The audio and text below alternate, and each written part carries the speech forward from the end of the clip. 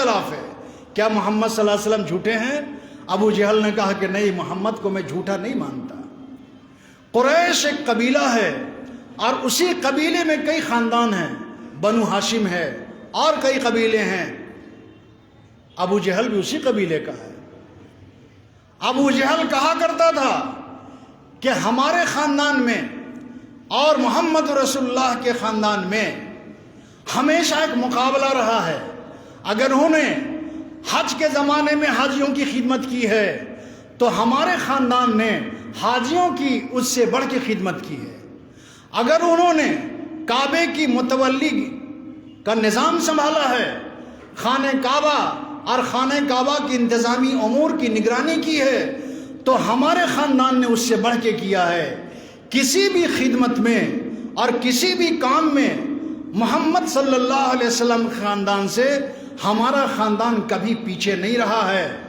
خیر اور ہر اچھے کام میں ہمارے درمیان مقابلہ رہا ہے، لیکن بنو ہاشم میں محمد ابن عبداللہ اللہ کا رسول بن کر کے آ گیا، یہ وہ مقابلہ ہے جس کا مقابلہ ہم نہیں کر سکتے۔ اب ہم نبی کو رسول مانتے ہیں تو ہم کو ان کے سامنے جھکنا پڑے گا۔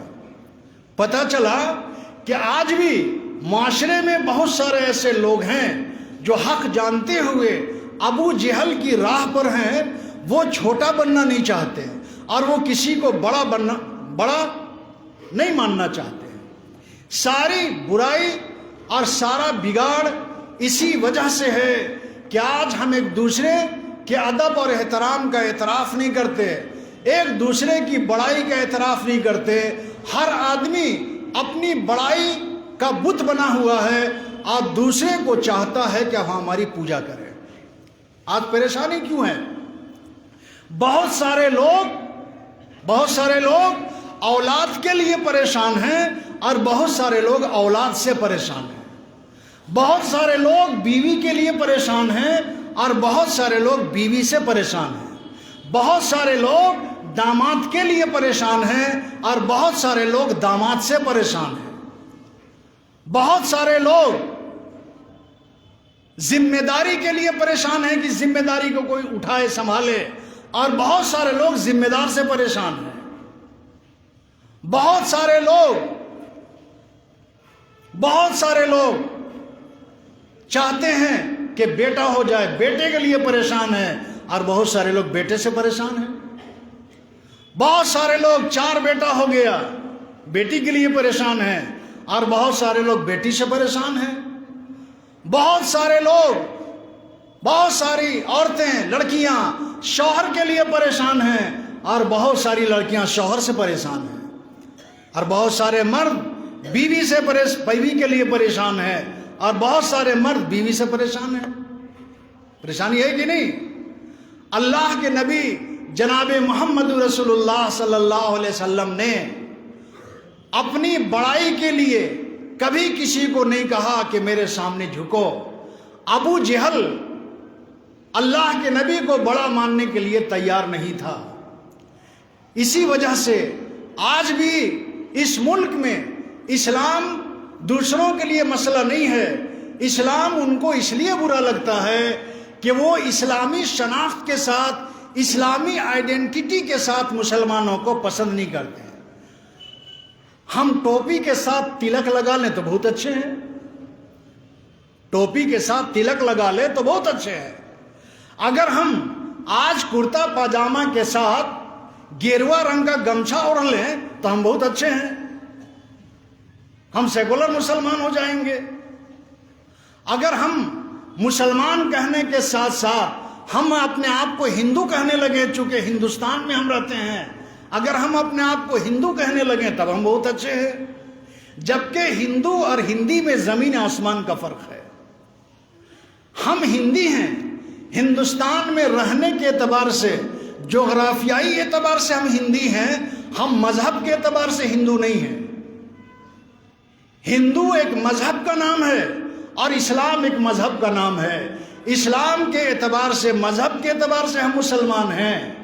وہ مذہبی اسپرٹ اور وہ مذہبی بیج اور وہ مذہبی چنگاری ایک مسکان بیٹی کے سینے میں محفوظ تھی، وہ چنگاری بجھی نہیں تھی، لیکن جب اس کے حجاب پر اٹیک کیا گیا اور اس ادارے میں نفرت کا بیج بویا گیا کہ اب تک ہندو اور مسلم کی لڑائی مذہب کے بیچ میں منافرت چناؤں کے دور میں یا جن سبھاؤں میں ہوا کرتا تھا، لیکن اب تعلیمی اداروں میں نفرت کا بیج دھرم کے نام پر بویا جا رہا ہے، اور چند اوباش قسم کے لڑکوں نے ایک خاص قسم کا گمچھا اور تولیہ لگا کر کے اس بیٹی کے پردے اور حجاب پر اٹیک کیا۔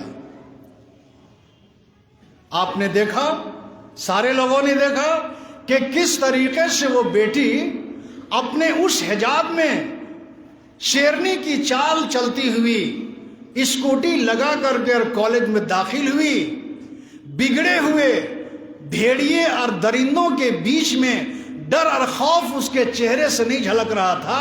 یہی ایمان کی صفت ہے، یہی ایک مومن کی پہچان ہے، اور جب بھی یہ صفت ایمان کی طاقت کی بنیاد پر ابھرے گا تو کفر کے قلعے میں لرزہ اور خوف طاری ہو جائے گا،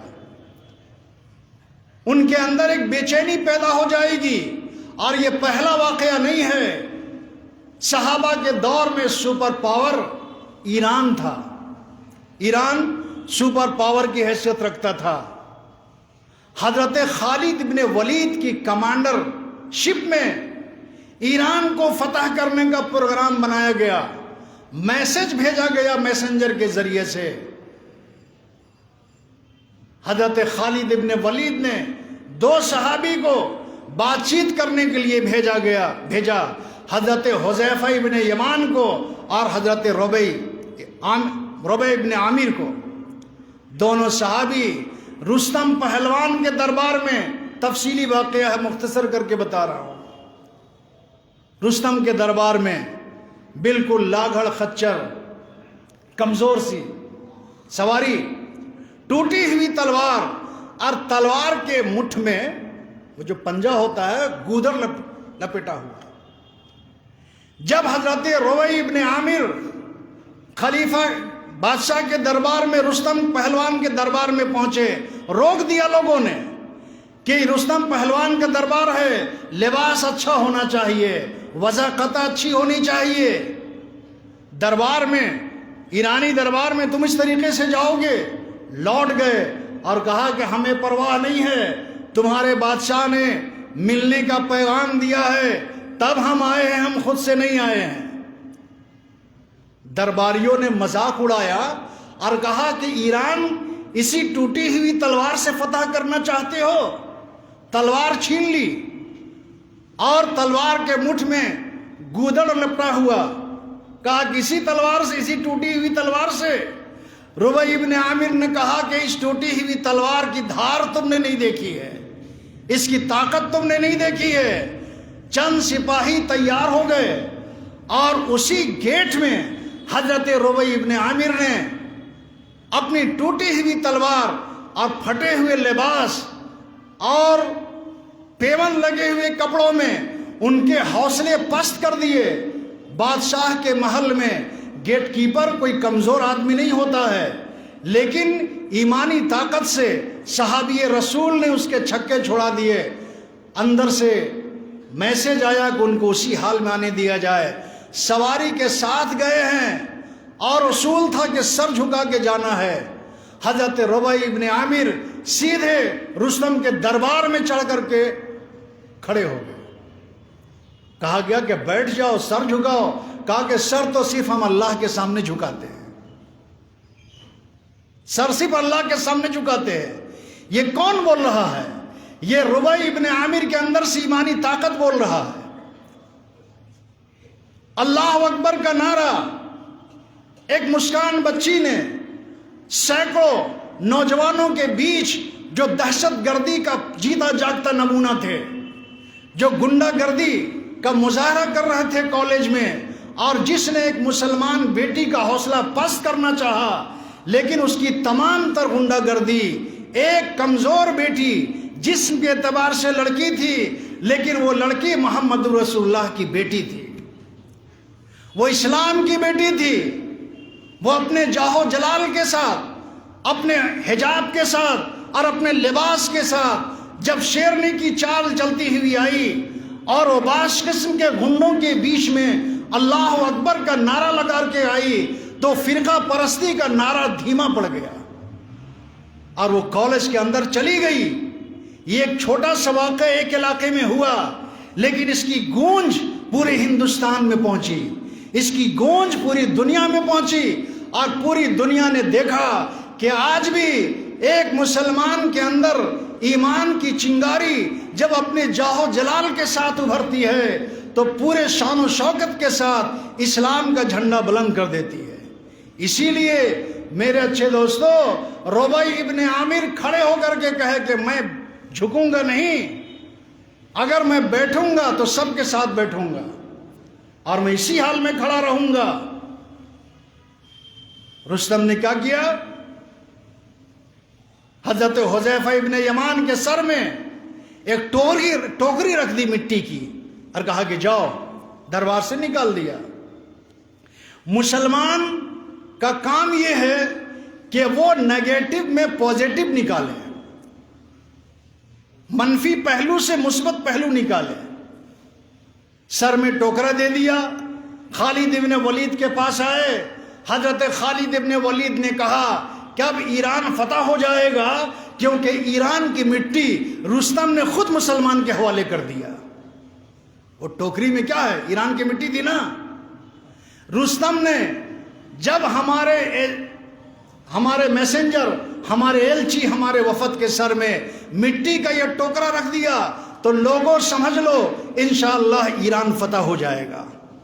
اس لیے جس مسلمان کا یہ یقین ہے، جس مسلمان کا یہ یقین نہیں ہے کہ حالات نہیں بدلیں گے، اس ملک کی کایا پلٹ نہیں ہوگی، مسلمانوں کی حالت نہیں بدلے گی، اس کا ایمان نہیں ہے۔ انشاءاللہ مجھے پورا یقین ہے کہ اسی طریقے کے حالات آئیں گے، اور جب بھی مسلمانوں پر حملہ چاروں طرف سے ہوگا، روشنی کے دریچے وہیں سے کھلیں گے، کفر کی کمر وہیں سے ٹوٹے گی۔ اس ملک میں ہمارے بزرگ لاکھوں کی فوج میں نہیں آئے، صحابہ دنیا کی تمام ملکوں میں پھیلے تو فوج لے کر کے نہیں پھیلے، چند صحابہ گئے اور انہوں نے اپنی ایمانی طاقت سے، اخلاقی طاقت سے اور اپنے عمل اور سلوک سے پوری دنیا کو اپنا غلام بنا لیا۔ غلام جبر کی بنیاد پر نہیں بنایا، محبت کی بنیاد پر بنایا، اخلاق کی بنیاد پر بنایا، سلوک اور برتاؤ کی بنیاد پر بنایا۔ اور اسی ملک کی تاریخ گواہ ہے کہ ہم نے ان غیر مسلموں کو پناہ دیا جن غیر مسلموں کو اور جن غیروں کو ان کے دھرم استھلوں میں جانے کی پابندی نہیں تھی، جن سے چھوا چھوت کی بنیاد پر ان کو سینے سے نہیں لگایا جاتا تھا، مسلمان صوفیوں نے اور بزرگوں نے سینے سے لگایا۔ آج ہندوستان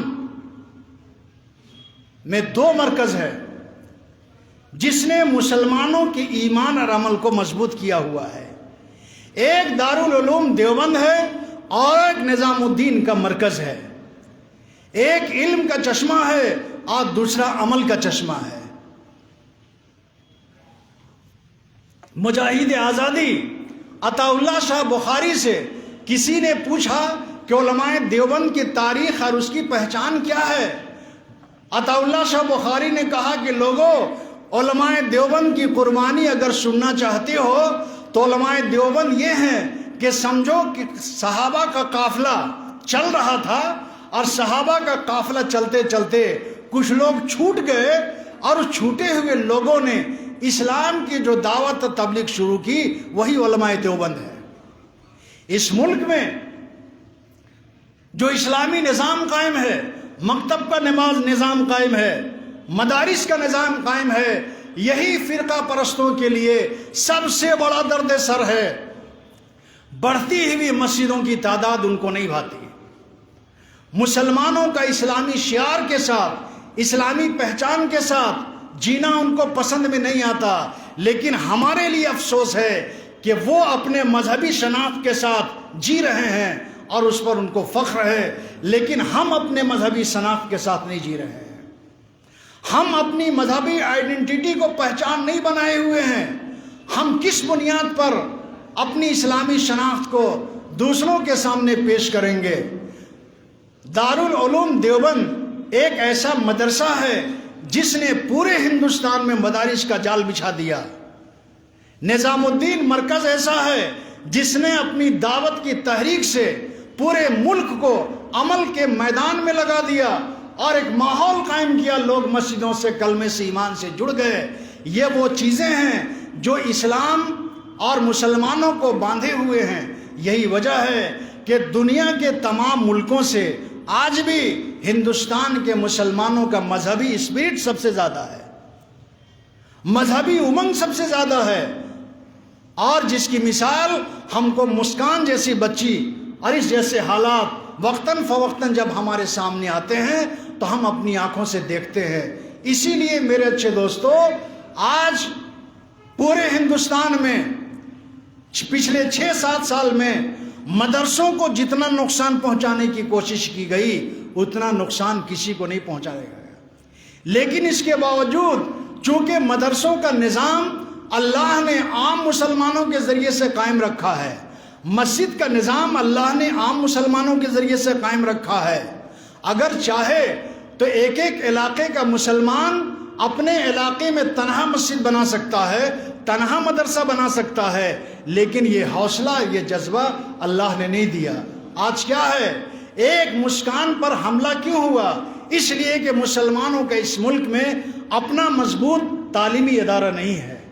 آج ہمارے ہاں ہر شہر میں دیکھ لیجئے اعلیٰ سے اعلیٰ اور اچھے اچھے کباب اور بریانی ہوٹل کھل رہا ہے. جتنی تعداد میں کباب اور بریانی کے ہوٹل کھل رہے ہیں, کاش مسلمانوں نے اتنی بڑی تعداد میں تعلیمی ادارہ کھولا ہوتا, ہاسپٹل قائم کیا ہوا ہوتا اور معیاری تعلیمی ادارہ قائم کیا ہوتا, تو ہم اپنی بچیوں کو اور اپنے بچوں کو اپنے تعلیمی اداروں میں اعلیٰ تعلیم اور اعلیٰ ٹیکنیکل تعلیم ان کو دیتے اور ملک کے مستقبل کا وہ سنوارنے والے ہوتے. لیکن ہم نے تعلیم کو ضروری نہیں سمجھا. جہاں دیکھیے بریانی ہوٹل کھل رہے ہیں, کباب ہوٹل کھل رہے ہیں, اور مسلمانوں کا اس میں کوئی جواب نہیں ہے. ارے میرے بھائی, اللہ نے ہم کو بریانی کھانے کے لیے نہیں بھیجا ہے, اللہ نے ہم کو کباب کھانے کے لیے نہیں بھیجا ہے, اللہ نے ہم کو دائی بنا کر کے بھیجا ہے. ہمارے اندر داعیانہ صلاحیت پیدا کیا ہے, ہمیں ایمان اور کلمے کی دولت دے کر کے بھیجا ہے. اس لیے تعلیمی ادارہ قائم کیجئے, اس لیے صحت کے مراکز اور صحت کے ادارے قائم کیجئے. اللہ تعالیٰ نے ایک مسلمان کو ایمان اور کلمے کی دولت دے کر کے بہت بڑی ذمہ داری دی ہے. ہم دنیا کی ذمہ داری کو جانتے ہیں اور ادا کر رہے ہیں. اے کاش کہ ہم دنیاوی ذمہ داری کے ساتھ ساتھ اپنی دینی ذمہ داری کو بھی جانتے اور ادا کرتے. آج آخر میں گزارش ہے کہ پچھلے کئی سالوں سے مدرسوں کو نقصان پہنچایا گیا چمڑے کے ذریعے سے, چرمے قربانی کے ذریعے سے مدرسوں کی بڑی مدد ہوتی تھی. لیکن کیا کہیے کہ ہمارا مقابلہ اس دنیا میں, اس ملک میں ان لوگوں سے ہے جن کے دلوں میں اسلام اور مسلمانوں سے بے انتہا نفرت ہے. ہمارا مقابلہ ان نفرت پرست اور فرقہ پرست لوگوں سے ہے جو گھی کو جلاتے ہیں, دودھ کو بہاتے ہیں اور پیشاب کو پیتے ہیں. ان کو اسلام کی دعوت کون دے گا؟ اسلام کی حقانیت اور سچائی کون سمجھائے گا؟ مدرسوں اور مسجد سے قریب کون کرے گا؟ مدرسوں اور مسجد کی تعلیمات اور عمل سے ان کو کون قریب کرے گا؟ یہ عمل, یہ ذمہ داری ہم کو نبھانی ہے. تو مدرسوں کو نقصان پہنچا چمڑے کے بند ہو جانے سے, اور پچھلے 2-3 سال میں کورونا کی وبا پر مدرسہ بند رہے, تو رمضان میں جو مدد ہوتی تھی مدرسوں کی وہ بند ہو گئی. ان مدرسوں میں کن کے بچے پڑھتے ہیں؟ ظاہر ہے کہ غریبوں کے بچے پڑھتے ہیں, غریبوں کے بچے پڑھتے ہیں. میرا باپ ایک مسجد کا امام تھا, برداشت کرو. میرا باپ مولانا صدیق مظاہری صاحب 54 سال تک جامع مسجد میں امامت کرتے رہے 54 سال تک. 100 روپے سے تنخواہ ان کی شروع ہوئی اور 54 سال میں ان کی تنخواہ کہاں پہنچی؟ 8,000 پہنچی. قاری علیم الدین صاحب 50 سال مدینہ مسجد میں امامت کرتے رہے. ان کی تنخواہ 75 روپیہ سے شروع ہوئی اور کہاں پہنچی؟ 8,500-9 ہزار تک پہنچی. اس کے باوجود، یہ جاننے کے باوجود کہ عالم اور حافظ اور قاری بننے کے بعد دنیا تنگ ہو جاتی ہے، اس کے باوجود مولانا صدیق مظاہری نے اپنے بیٹوں کو، اپنے 4 بیٹوں کو عالم بنایا، حافظ بنایا، قاری بنایا. اور ان کے بیٹوں نے یہ جاننے کے باوجود کہ ہمارے لیے بھی دنیا بہت تنگ ہے، ہم امیر ترین لوگ نہیں ہیں، علماء کے پاس وہ سرمایہ نہیں ہوتا ہے، اس کے باوجود ہم نے اپنے بیٹے کو عالم بنایا. اور یہ سلسلہ انشاءاللہ آگے بھی جاری رہے گا. کس لیے؟ تاکہ اگر ہم ہی لوگ دنیا کی تعلیم کی طرف بھاگیں گے تو قوم کی رہنمائی کون کرے گا؟ مسجدوں کی امامت کون کرے گا؟ اللہ اور اللہ کے رسول کی دین کی بات کون بتائے گا؟ اگر میں آج دعا کروں کہ اللہ تمام ہمارے پیچھے پڑھنے والے مسلمانوں کی روزی عزت میں برکت عطا فرمائے تو بہت زور سے آمین کہتے ہیں لوگ نا، بہت زور سے آمین کہتے ہیں. لیکن اگر میں مستقل دعا کروں کہ یا اللہ میرے پیچھے جتنے مقتدی نماز پڑھ رہے ہیں ان کی آمدنی اگر تاجر ہیں تو اتنی ہی آمدنی کر دے جتنے امام کی آمدنی ہے. اے اللہ ان کی تنخواہ اتنی ہی کر دے جتنی ہماری ہے. اے اللہ ان کے بیٹوں کو اتنا ہی روزگار دے، اتنی ہی سروس دے جتنی ہماری تنخواہ ہے. لوگ مولانا پگلا گیا ہے، کیسی بد دعا دے رہا ہے بھائی. حالانکہ یہ بد دعا نہیں ہے. سوچو، جب آپ اپنی آمدنی 6,000 7,000 نہیں برداشت کرتے تو ایک امام، ایک خطیب کی تنخواہ 7,000 8,000 کیسے برداشت ہوتا ہے؟ کیسے برداشت ہوتا ہے؟ اسی لیے ان اداروں کی، مسجد ہے، مدرسہ ہے، ان کے ذمہ داروں کی، ان کے طلباء کی نگرانی اور خدمت آپ کی ذمہ داری ہے. ہر سال دارالعلوم دیوبند سے مفتی جنید صاحب آتے ہیں، ایک مدرسہ قائم ہے اور بڑی محنت کرتے ہیں. ابھی رات صبح میرے ہاں پہنچے. اب سوچئے کہ ایک عالم اسکول اور کالج کا پروفیسر اپنے بچوں کے تئیں اتنا ہمدردی نہیں رکھتا جتنا ایک عالم رکھتا ہے مدرسوں کے بچوں کے تئیں. مدرسے کے ایک بچے کا، بہار کا، اس کے باپ کا انتقال ہو گیا. وہ سفر میں تھے، مفتی صاحب ابھی بتایا، تو ٹیلی فون سے ان کے ہوائی جہاز کا انتظام کروا اس بچے کا. غریب بچہ، اس بچے کو ٹیلی فون سے کبھی جہاز کا سفر نہیں کیا. نوادہ گھر ہے. صبح میرے ہاں پہنچے، 9 بجے دلی کی فلائٹ ہے، ٹکٹ کٹوا دیا ٹیلی فون سے، اور ٹکٹ کٹوا کر کے اس بچے کو نوادہ وہ اترے گا، اس کے بعد 2-2:30 بجے اپنے نوادہ گھر پہنچے گا. وہ بچہ ٹیلی فون پر رو رہا تھا.